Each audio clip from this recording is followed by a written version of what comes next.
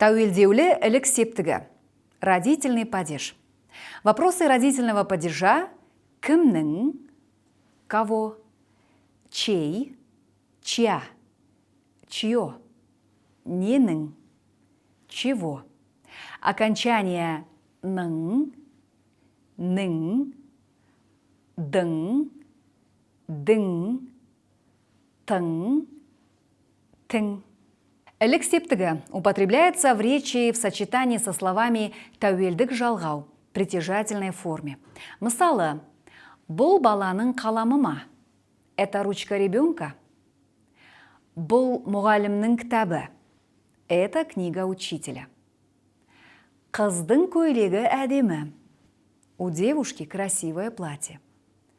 Бұл дәрігердің құжаты. Это документ врача. Азаматтың баласы ақылды. Ребенок Азамата умный. Әсеттің үйі үлкен. У Асета большой дом. Арманның әжесі Көкшетауда тұрады. Бабушка Армана живет в Көкшетау. К словам в притяжательной форме первого, второго лица «сен» присоединяются окончания ілік септік «ның», «ның». Мына баланың аты кім? Как зовут этого ребенка? Менің баламның аты Әлкей. Моего сына зовут Алькей. Сенің балаңның аты кім? Как зовут вашего ребенка? Сенің қызыңның бойы ұзын ба? Твоя дочь высокого роста? К словам притяжательной форме второго лица, уважительной формы «сіз» присоединяются окончания ілік септік «дың», «дың». Сіздің балаңыздың аты кім? Как зовут вашего ребенка?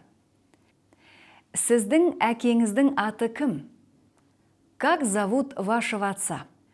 После притяжательной формы третьего лица присоединяются окончания ілік септік «ның», «ның». Оның баласының аты кім? Как зовут его ребенка? Оның досының мамандығы кім?